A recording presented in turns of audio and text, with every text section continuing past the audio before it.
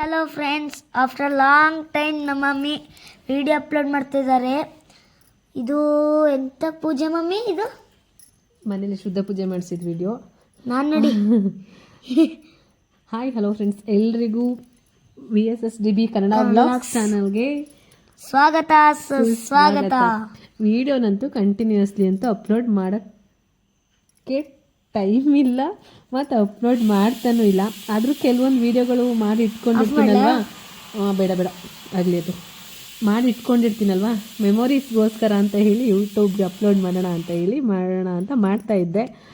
ಹಾಗೆ ತುಂಬ ಹಳೇ ವಿಡಿಯೋ ಇದು. ತಿರುಪತಿಗೆ ಹೋಗ್ತಾ ಇದ್ದಲ್ಲ ಭವಿ, ಇದು ಮಡಕೆ ತೆಗ್ಸಿದ್ದು. ಅದೇ ಮಡಕೆ ತೆಗ್ಸಿದ್ದು, ಶುದ್ಧ ಪೂಜೆ ಅಂತ ಹೇಳ್ತೀವಲ್ಲ, ಅದು ಮಾಡಿಸಿದ್ದು. ವಿಡಿಯೋಗಳು ನಿಜ ಮೊಬೈಲಲ್ಲಿ ಗ್ಯಾಲರಿ ಫುಲ್ಲಾಗಿ ಡಿಲೀಟ್ ಮಾಡಬೇಕಲ್ಲ ಅಂತ ಹೇಳ್ಬಿಟ್ಟು ಇವಾಗ ಎಲ್ಲ ಯೂಟ್ಯೂಬ್ಗೆ ಅಪ್ಲೋಡ್ ಮಾಡ್ತಾಯಿದ್ದೆ. ಹಾಗೆ ವಿಡಿಯೋನ ಎಡಿಟ್ ಮಾಡ್ತಾ ಇದ್ದೀನಿ. ಮಾತಾಡೋ ನೀನು. ನನಗೆ ತುಂಬ ದಿನ ಆಯ್ತಲ್ಲ ವಾಯ್ಸ್ ಓವರ್ ಕೊಟ್ಟು ಏನು ಮಾತಾಡಬೇಕು ಅಂತಲೇ ಗೊತ್ತಾಯ್ತಾ ಇಲ್ಲ, ಒಂಥರ ಕನ್ಫ್ಯೂಸ್ ಆಗ್ತಾ ಇದೆಯಲ್ಲ. ನಾನು ನೋಡಕ್ಕೆ ಆಗ್ತಿದ್ಯಾ? ಅದೆಲ್ಲ ಪೂಜೆ ಅಲ್ವಾ. ಹೋಗು, ವಿಷಲ್ ಆಫ್ ಮಾಡಿ ಬಂದ್ಬಿಡು. ಓಕೆ ಫ್ರೆಂಡ್ಸ್, ತುಂಬ ದಿನ ಆಗಿತ್ತಲ್ಲ ವಿಡಿಯೋ ಅಪ್ಲೋಡ್ ಮಾಡಿ ಅಂತ ಹೇಳಿ ಅಪ್ಲೋಡ್ ಮಾಡ್ತಾಯಿದ್ದೆ. ಆಫ್ಟರ್ ಲಾಂಗ್ ಟೈಮ್ ಆದಮೇಲೆ ವಾಯ್ಸ್ ಓವರ್ ಕೊಡೋದು ಅಂದರೆ ಏನು ವಾಯ್ಸ್ ಓವರ್ ಕೊಡೋದು, ಏನು ಮಾತಾಡೋದಪ್ಪ ಇಷ್ಟೊಂದು ಅಂತ ಅನ್ನಿಸ್ತಾ ಇದೆ. ನಿಜ ಅಂದರೆ ಕೆಲವೊಂದು ವೀಡಿಯೋಗಳನ್ನ ಆಗಾಗಲೇ ಎಡಿಟ್ ಮಾಡಿ ಹಾಕ್ಬಿಟ್ರೆ ಇಷ್ಟೊಂದು ಟೆನ್ಷನ್ ಇರೋದಿಲ್ಲ ವಾಯ್ಸ್ ಓವರ್ ಕೊಡಲಿಕ್ಕೆ. ಕಷ್ಟ. ಎಡಿಟ್ ಮಾಡೋದೇ ಕಷ್ಟ. ಇರಲಿ, ಆದರೂ ಯೂಟ್ಯೂಬಲ್ಲಾದರೂ ಇದ್ದರೆ ಮೆಮೊರಿಗಳಾಗಿ ಉಳಿಯುತ್ತೆ ಅಲ್ವಾ ಕೆಲವೊಂದು ವಿಡಿಯೋ ಅಂತ ಹೇಳಿ ಅಪ್ಲೋಡ್ ಮಾಡ್ತಾ ಇದ್ದೀನಿ. ಇವತ್ತು ವಿಡಿಯೋ ಎಡಿಟ್ ಮಾಡ್ಬೇಕಾದ್ರೆ ಖುಷಿ ಆಯಿತು. ದೊಡ್ಡ ಮಗ, ನಾವು ತಿರುಪತಿಗೆ ಹೋಗಿದ್ದು ಎಷ್ಟೋ ದಿನ ಆಯಿತು. ನನ್ನ ಮಗ ಆದರೆ ಈಗ ಕಾಲೇಜ್ಗೆ ಅಂತ ಹೇಳಿ ಬೆಂಗಳೂರಿಗೆ ಸೇರಿಕೊಂಡಿದ್ದಾನೆ. ಇವಾಗ ವಿಡಿಯೋ ಎಡಿಟ್ ಮಾಡ್ಬೇಕಾದ್ರೆ ಅವನ್ನ ನೋಡಬೇಕಾದ್ರೆ ಒಂದು ಸ್ವಲ್ಪ ಬೇಜಾರು ಆಯಿತು. ಮಕ್ಕಳು ಚಿಕ್ಕದ್ರಿಂದ ನಮ್ಮ ಜೊತೆ ಇದ್ಬಿಟ್ಟು ಮತ್ತೆಲ್ಲೋ ದೂರ ಹೋಗ್ತಾರೆ ಅಂತ ಹೇಳಿದಾಗ ಆ ಒಂದು ಫೀಲ್ನ ನಿಜವಾಗ್ಲೂ ತಡ್ಕೊಳಕ್ಕಾಗೋದಿಲ್ಲ ಅಲ್ವಾ. ಆದರೂ ಏನೂ ಮಾಡೋಕ್ಕಾಗಲ್ಲ. ಅವ್ರ ಎಜುಕೇಷನು, ಅವ್ರ ಲೈಫು ಅಂತ ಹೇಳಿದಾಗ ಕೆಲವೊಂದು ಸ್ಯಾಕ್ರಿಫೈಸ್ನ ಮಾಡಬೇಕಾಗುತ್ತೆ. ಹಾಗೆ ಫ್ರೆಂಡ್ಸ್, ಇದು ನಾವು ತಿರುಪತಿಗೆ ಹೋಗ್ತಾ ಇದ್ದೋ ಅಲ್ವಾ, ಅದಕ್ಕಿಂತ ಮುಂಚೆ ದೇವ್ರ ದೇವಸ್ಥಾನಕ್ಕೆ ಹೋಗಿ ಪೂಜೆ ಮಾಡಿಕೊಂಡು ಅಲ್ಲಿಂದ ಮುಡುಪೆಲ್ಲ ತಗೊಂಡು ಹೋಗ್ತಾ ಇದ್ವಿ. ಆ ಒಂದು ವಿಡಿಯೋನ ನಾನು ಇಲ್ಲಿ ಆ್ಯಡ್ ಮಾಡಿದ್ದೀನಿ. ತಿರುಪತಿ ಹೋಗೋದು ನಿಜವಾಗ್ಲೂ ಎಲ್ರಿಗೂ ಒಂದು ಕನಸಾಗಿರುತ್ತೆ. ನನಗಂತೂ ಯಾವಾಗ ಹೋಗ್ತೀನಿ, ನಾನು ಮದುವೆಯಾಗಿ ಇಷ್ಟು ವರ್ಷಗಳಾದ್ರೂ 16 ವರ್ಷ ಆದ್ರೂ ಒಂದು ಸರಿನೂ ಹೋಗ್ತಿಲ್ಲ. ದೇವರ ಒಂದು ಕರೆ ಬರ್ದೇ ನಾವು ಹೋಗೋಕ್ಕೆ ಸಾಧ್ಯನೇ ಇಲ್ಲ. ಅಂದ್ಕೊಂಡಾಗೆಲ್ಲ ನಾವು ತಿರುಪತಿಗೆ ಹೋಗೋಕ್ಕಂತೂ ನಿಜವಾಗ್ಲೂ ಆಗೋದೇ ಇಲ್ಲ. ಯಾವಾಗ ಆ ತಿಮ್ಮಪ್ಪನ ಕರೆ ಬರುತ್ತೋ ಆವಾಗ ಮಾತ್ರ ನಾವು ಅಲ್ಲಿಗೆ ಹೋಗೋಕ್ಕೆ ಸಾಧ್ಯ. ನಿಜವಾಗ್ಲೂ ಎಷ್ಟೋ ವರ್ಷದ ಕನಸು ಅಂತ ಹೇಳ್ಬೋದು ನನಗೆ. ಯಾವಾಗ ಹೋಗ್ತೀವಿ ಅಂತ ಅಂದ್ಕೊಳ್ತಾನೆ ಇದ್ದೆ. ಆದರೂ ಫೈನಲಿ ತಿರುಪತಿಗೆ ಹೋಗ್ಬಿಟ್ಟು ಬಂದ್ವಿ. ನಿಜವಾಗ್ಲೂ ಆ ಒಂದು ಎಕ್ಸ್ಪೀರಿಯೆನ್ಸ್ ಅಂತೂ ತುಂಬಾ ಚೆನ್ನಾಗಿತ್ತು. ಅದರಲ್ಲೂ ಎಸ್ಪೆಷಲಿ ತಿಮ್ಮಪ್ಪನ ದರ್ಶನ ಮಾಡುವಾಗಿದೆಯಲ್ಲ, ಯಪ್ಪ, ಅದು ಹೇಳೋಕ್ಕಾಗೋದಿಲ್ಲ. ಅದನ್ನ ಅಲ್ಲೋಗಿ ಆ ದೇವರ ದರ್ಶನ ಮಾಡಿದವ್ರಿಗೆ ಮಾತ್ರ ಆ ಒಂದು ಫೀಲ್ ಗೊತ್ತಾಗುತ್ತೆ. ಅದರಲ್ಲೂ ನಮ್ಮಂಥ ದೇವ್ರ ಮೇಲೆ ನಂಬಿಕೆ ಜಾಸ್ತಿ ಇರ್ತದಲ್ವ, ಅವ್ರಿಗಂತೂ ಇನ್ನೂ ಆ ಟೈಮ್ನ ಹೆಂಗೆ ಎಕ್ಸ್ಪ್ಲೈನ್ ಮಾಡೋದು ಅಂತಲೇ ಹೇಳೋಕ್ಕಾಗಲ್ಲ.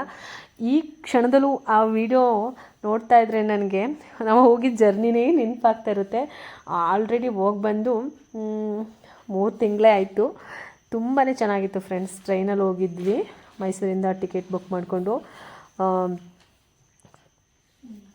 ಏನು ಮಾತಾಡೋದು ಅಂತಲೇ ಬರ್ತಾಯಿಲ್ಲ. ನಿಜವಾಗ್ಲೂ ಹೇಳಬೇಕಾದ್ರೆ ತುಂಬಾ ಚೆನ್ನಾಗಿತ್ತು. ತಿರುಪತಿ ಅಂತ ಇವಾಗಲೂ ನೆನೆಸ್ಕೊಂಡ್ರು ದೇವರೇ, ಪುನಃ ಯಾವಾಗ ನಮ್ಮನ್ನ ಕರ್ಸ್ಕೊತೀಯಪ್ಪ ಅಂತ ನೆನಪಾಗ್ತಾಯಿದೆ. ಹಾಗೆ ಟ್ರೈನ್ ಜರ್ನಿ ಚೆನ್ನಾಗಿತ್ತು, ಚೆನ್ನಾಗಿಲ್ಲ ಅಂತಲೂ ಹೇಳೋಕ್ಕಾಗಲ್ಲ, ಚೆನ್ನಾಗಿತ್ತು. ನಾವು ನಾರ್ಮಲಾಗಿ AC ಕೋಚ್ ಏನು ಬುಕ್ ಮಾಡಿದ್ದಿಲ್ಲ, ನಾರ್ಮಲ್ ಸ್ಲೀಪಿಂಗ್ ಕೋಚೇ ಬುಕ್ ಮಾಡ್ಕೊಂಡಿದ್ವಿ. ತುಂಬ ರಶ್ ಇತ್ತು ಆ ಟೈಮಲ್ಲಂತೂ. ಬೇಸಿಗೆ ರಜಾ ಅಲ್ವಾ, ಸಖತ್ ರಶ್ ಇತ್ತು. ಓಕೆ, ಸ್ಲೀಪರ್ ಕೋಚ್ ಬುಕ್ ಮಾಡ್ಕೊಂಡಿದ್ವಿ. ಏನು ಮಾಡೋದಪ್ಪ, ನಾನು ನಿನ್ನಷ್ಟು ಓದಿಲ್ವಲ್ಲ. ಸ್ವಲ್ಪ ಸಣ್ಣ ಪುಟ್ಟ ತಪ್ಪು ಆಯ್ತದೆ, ಅಡ್ಜಸ್ಟ್ ಮಾಡ್ಕೊಬೇಕು ಅಲ್ವಾ ಭವಿತು? ನೀನು ತಪ್ಪು ಮಾಡ್ತೀಯಲ್ವಾ? ಇವಾಗ ಆನ್ಸರ್ ಕಲಿತಾ ಇರ್ತೀಯ, ಅಲ್ಲೇ ಮಿಸ್ಟೇಕ್ ಮಾಡಿಬಿಟ್ಟಿರ್ತೀಯ. That is professional. ಎಂತನಲ್ಲ ಪ್ರೊಫೆಷನಲ್. ಪ್ರೊಫೆಷ್ನಲ್. ನೆಟ್ಟಿ ಇಂಗ್ಲೀಷ್ ಮಾತಾಡೋಕೆ ಬರೋಕ್ಕಿಲ್ಲ, ಡೈಲಾಗ್ ಹೊಡಿತಾವನೆ. ಹಾಗೆ ನಾವು ಸ್ಲೀಪರ್ ಕೋಚ್ ಮಾಡ್ಕೊಂಡಿದ್ವಿ, ಚೆನ್ನಾಗಿತ್ತು. ನಾವೆಲ್ಲ ಒಟ್ಟಿಗೆ ಹೋಗಿರೋದ್ರಿಂದ ಫ್ಯಾಮಿಲಿ ತುಂಬಾ ಖುಷಿ ಆಯಿತು.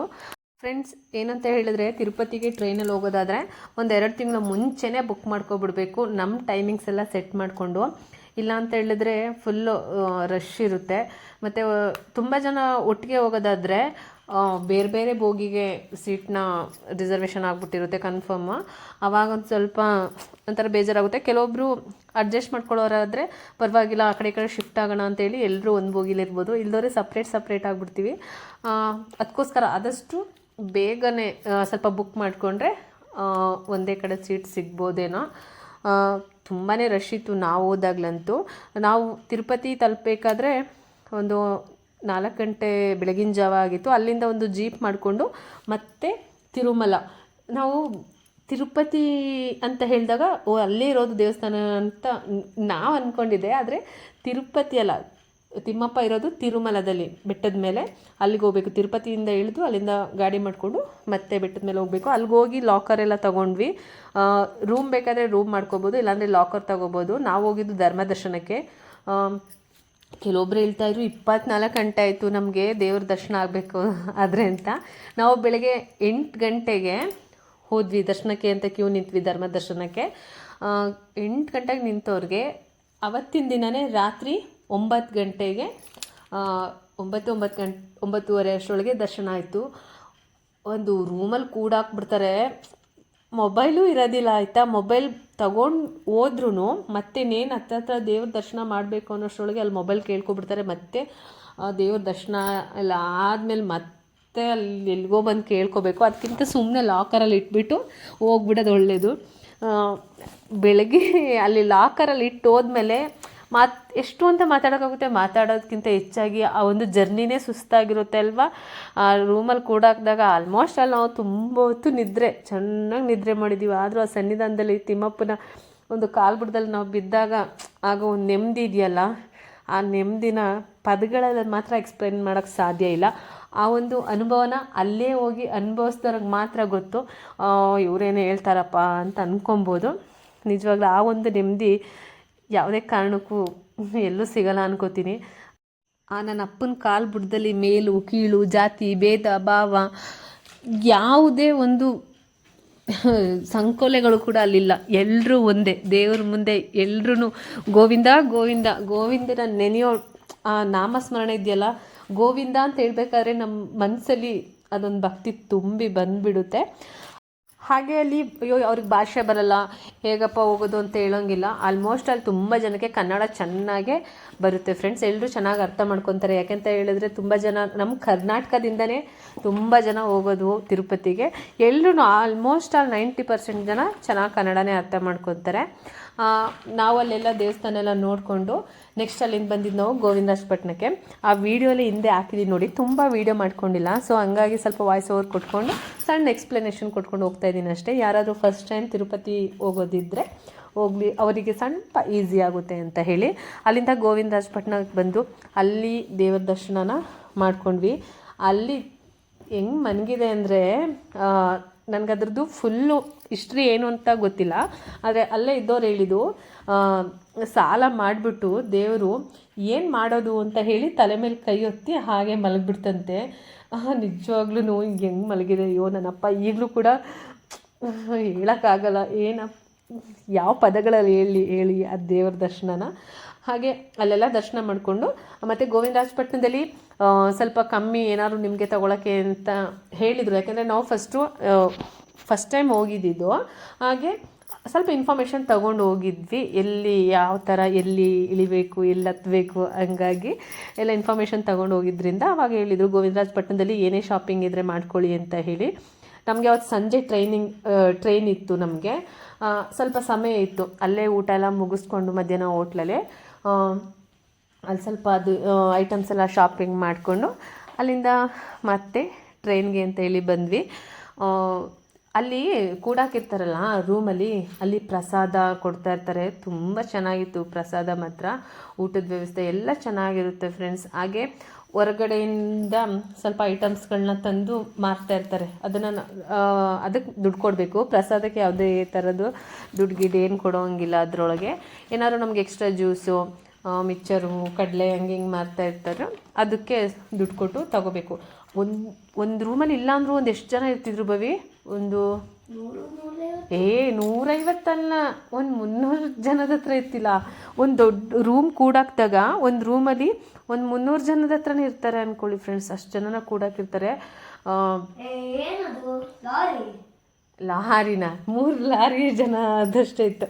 ಅಂದರೆ ವ್ಯವಸ್ಥೆಗಳು ತುಂಬ ಚೆನ್ನಾಗಿದೆ. ಎಲ್ಲ ವಾಶ್ರೂಮ್ ಆಗಲಿ ಎಲ್ಲ ವ್ಯವಸ್ಥೆಗಳು ಆ ರೂಮ್ಗಳಲ್ಲೇ ಇದೆ.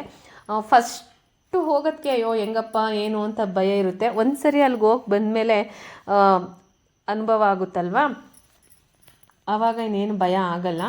ಅದರಲ್ಲೂ VIP ದರ್ಶನ, ಇನ್ನು ಇಂಥ ಸೇವಾ ದರ್ಶನ, ಸುಮಾರು ದರ್ಶನಗಳಿವೆ. ಹಾಗೆ ಸಣ್ಣ ಮಕ್ಕಳಿರೋರಿಗೆ ವರ್ಷದೊಳಗೆ ಅಪ್ಪ ಅಮ್ಮ ಒಂದು ಮಗು, ಅವ್ರಿಗೆ ಒಂದು 12 ವರ್ಷದೊಳಗಿರೋ ಮಗು ಇದ್ದರೆ ಆ ಮಗುಗೊಂದು ಸೇರಿ ಫ್ರೀ ದರ್ಶನ ಇರುತ್ತೆ. ಅಂದರೆ ಬೇಗ ದರ್ಶನ ಆಗುತ್ತೆ. ಆ ಥರ ವ್ಯವಸ್ಥೆ ಎಲ್ಲ ಇದೆ. ಯಾರಾದರೂ ಫಸ್ಟ್ ಟೈಮ್ ಹೋಗೋರಿದ್ರೆ ಎಲ್ಲನೂ ವಿಚಾರಿಸ್ಕೊಂಡು ಹೋಗಿ. ನಮಗಂತೂ ತಿರುಪತಿ ದರ್ಶನ ಮಾಡಿ ತುಂಬಾ ಖುಷಿ ಆಯಿತು. ನೆಕ್ಸ್ಟ್ ಯಾವಾಗ ತಿಮ್ಮಪ್ಪ ನಮ್ಮನ್ನ ಕರೆಸ್ಕೋತಾರೋ ಆವಾಗ ನಾವು ಮತ್ತೆ ಹೋಗೋಕ್ಕೆ ರೆಡಿ. ಹಾಗೆ ಟ್ರೈನಲ್ಲಿ ಬರಬೇಕಾದ್ರೂ ನೆಕ್ಸ್ಟ್ ಡೇ ಮಾರ್ನಿಂಗಿಗೆ ನಾವು ಮನೆಗೆ ರೀಚ್ ಆದ್ವಿ ಅಲ್ವೇನೋ? ಅಯ್ಯೋ ನಿದ್ರೆ ಬಂದುಬಿಡ್ತಾ? ಹಾಂ, ನಾನು ಏನೋ ಹೇಳ್ತಾ ಇದ್ದೆ, ನೀನು ಬಂದಂಗೆ ಮರ್ತೋಯ್ತು. ಟ್ರೈನಲ್ಲಿ ಬರಬೇಕಾದ್ರೆ ನಮ್ಮ ಭವಿತು ತುಂಬ ಖುಷಿಯಿಂದ ಇದ್ದ. ಹೆಂಗಿತ್ತು ನಿಂಗೆ? ಏನು ಅನಿಸ್ತು ಸ್ವಾಮಿನ ನೋಡಿ?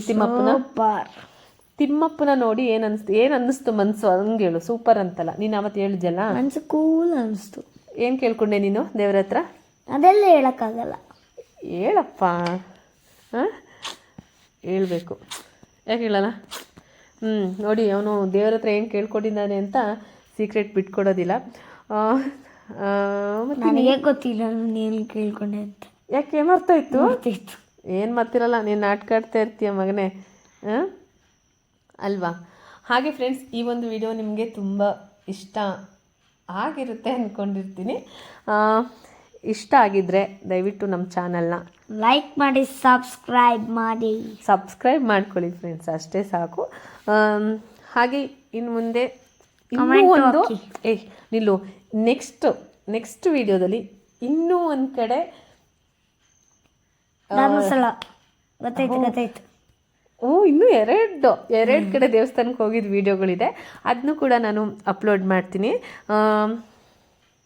ಏನು ಮಾತಾಡು, ನಿಜ ಇಷ್ಟೊಂದು ಮಾತಾಡ್ತಾ ಇದ್ದೆ, ಸಡನ್ನಾಗಿ ಮಾತೇ ಬ್ಲ್ಯಾಂಕ್ ಆಗೋಯ್ತು. ನೀನು ಬಂದಿಲ್ಲಿ ಕೂತಂಗೆ ನನಗೆ ಮರ್ತೋಯ್ತು ಭವಿ. ನೀನು ಬಂದಂಗೆ ನನಗೆ ಭಯ ಸ್ಟಾರ್ಟ್ ಆಯಿತು. ನೀನೇ ಮಾತಾಡ್ಬಿಡು ಇವಾಗ. Hi, hello friends. ಅದಾಗ ಫಸ್ಟ್ ಸ್ಟಾರ್ಟ್ ಆದಾಗ. ಹಾಗೆ ನೋಡಿ ಫ್ರೆಂಡ್ಸ್, ಈಗ ಈ ವಿಡಿಯೋದಲ್ಲಿ ಹೋಗ್ಬೇಕಾದ್ರೆ ಹೇರ್ ಸ್ಟೈಲ್ ಮಾಡ್ಕೊಂಡಿದ್ದ, ಬರಬೇಕಾದ್ರೆ ತಿಮ್ಮಪ್ಪಂಗೆ ಮುಡಿ ಕೊಟ್ಬಿಟ್ಟು ಬಂದಾಯಿತು. ಅಷ್ಟೇ ಹೇರ್ ಸ್ಟೈಲ್ ಬಂದಾಯಿತು. ಮತ್ತೊಮ್ಮೆ ತಿಮ್ಮಪ್ಪನ ದರ್ಶನ ಮಾಡೋ ಆಸೆ ನಮಗಿದೆ. ಹಾಗೆ ನೀವು ಕೂಡ ಯಾರೆಲ್ಲ ತಿರುಪತಿಗೆ ಹೋಗೋಕ್ಕೆ ಇಷ್ಟಪಡ್ತಾ ಇದ್ದೀರಾ ಅನ್ನೋರು ಕಮೆಂಟ್ ಬಾಕ್ಸಲ್ಲಿ ಒಂದು ಕಮೆಂಟ್ ಹಾಕಿ. ನಿಮಗೂ ಕೂಡ ತಿಮ್ಮಪ್ಪನ ದರ್ಶನ ಆದಷ್ಟು ಬೇಗ ಆಗಲಿ ಅಂತ ಹೇಳುತ್ತಾ ಇವತ್ತಿನ ಈ ಒಂದು ವಿಡಿಯೋನ ಇಲ್ಲಿಗೆ ಮುಗಿಸ್ತಾ ಇದ್ದೀನಿ. Take care friends.